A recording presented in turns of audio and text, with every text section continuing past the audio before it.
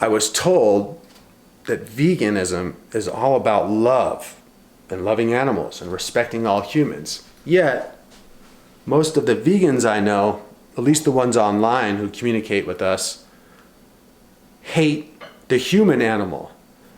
My question is, can you hate the human animal yet still be vegan?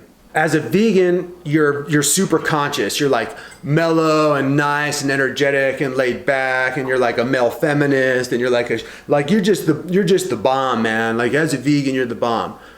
But even though no behavior changed, because I now eat well-sourced meats, now I'm the devil. Now I'm unconscious. Now I treat people with disrespect. Now my empathy doesn't work anymore. Now my ability to connect with God and my spirituality is broken. Now I hate animals. Now I wear nothing but leather. And now I want to be a jerk and stab people on the subway. It's a very, very silly thing that what goes in my mouth changes the view of the way I am, even though my personality and behavior hasn't changed at all. Why are so many vegans switching over to the carnivore or the keto diet?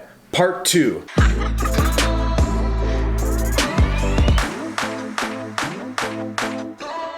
So since shooting part 1 of this video, I've noticed that even more vegans and even more prominent YouTube vegans have switched over to a primal paleo, mostly a carnivore and keto diet. If you just look at our before and afters as vegans and as non-vegans, you can visually see a difference in the way we appear, the way we look.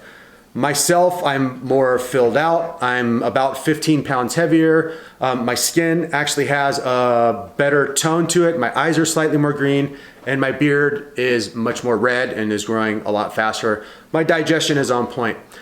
Tim Sheaf, I mean, you guys saw him. He went from being almost looking like a dead human being, and now he's already, I mean, I don't know how many months he's been non-vegan or even what he's eating right now, but he is looking so much healthier, so much better.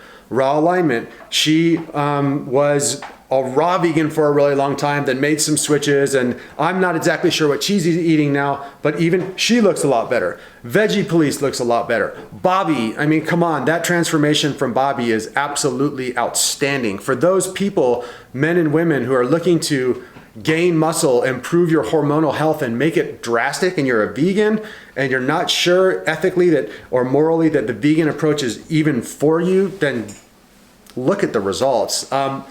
So one thing that I do when people talk trash or they have a misinterpretation of the results that we're getting is just simply look at the facts, look at the data, look at the pictures, the before and after pictures.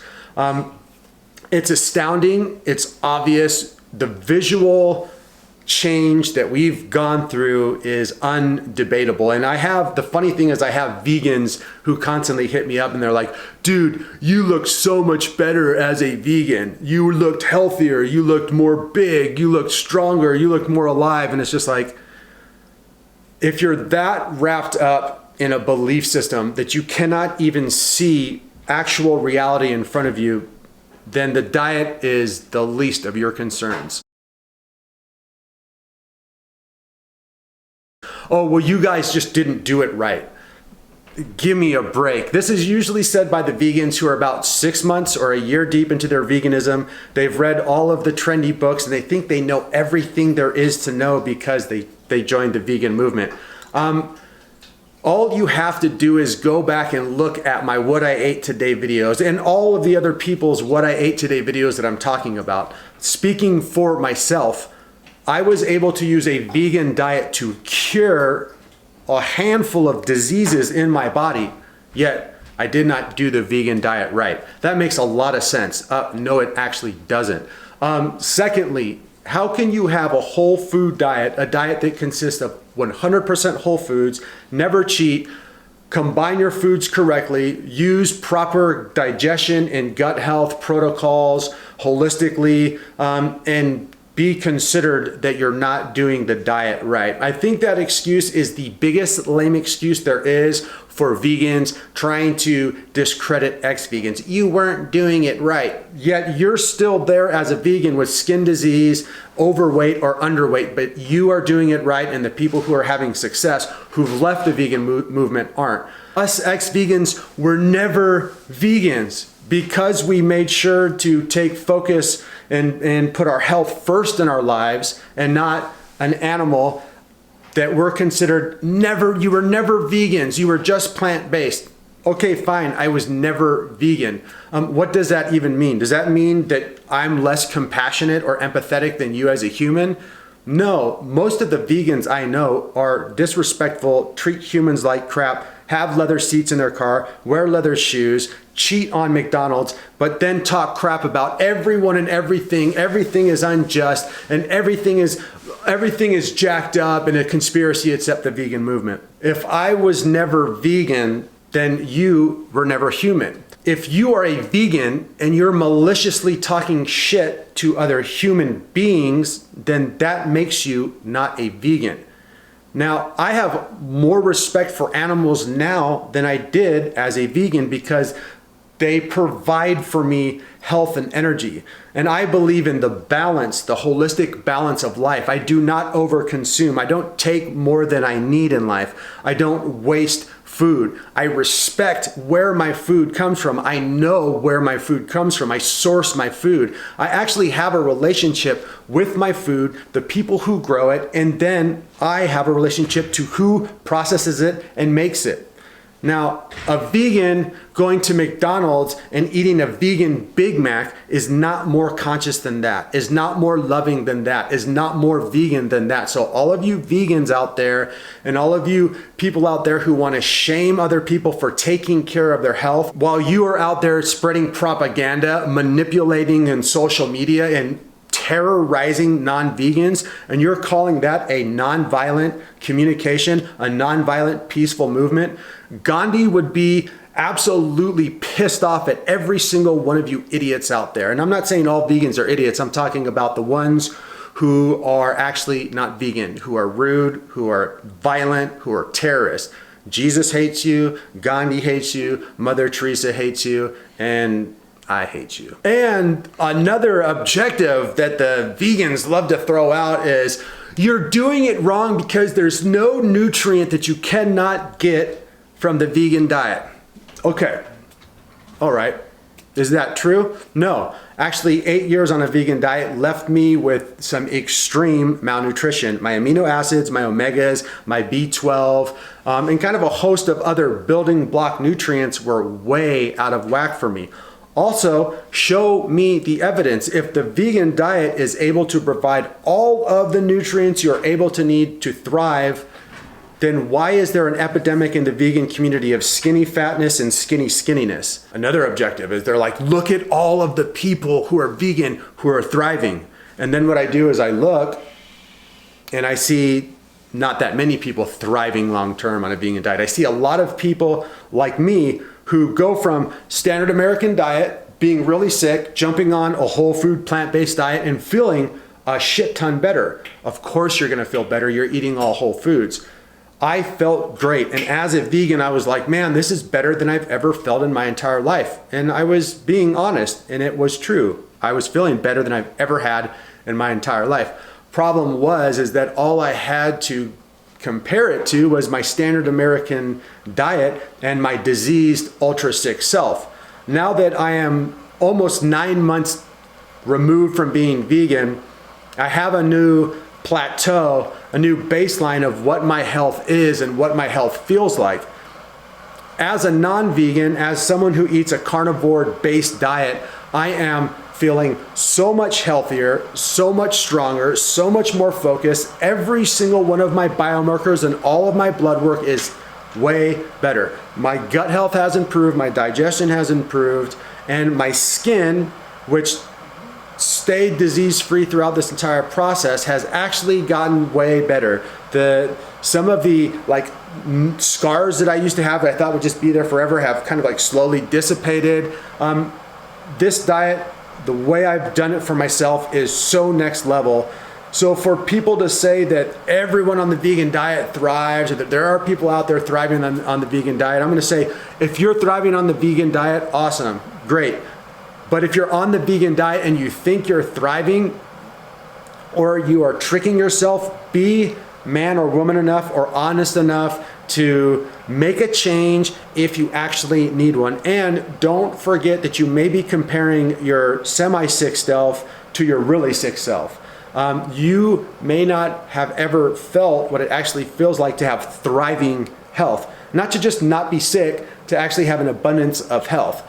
Go for the abundance of health. Another vegan contradiction, and this one is just sad, and it really shows how hard some vegans hold on to their veganness and their belief and their idealism and their culthood. So on my website, I put up my testimonies, the private clients I work with, or the people who send me their stories who said, Rob, your channel and your coaching and your advice turned my life around. Thank you so much. Since going carnivore, I've been getting emails from people who've sent me testimonies in the past saying, now that you're not vegan, please take my testimony down.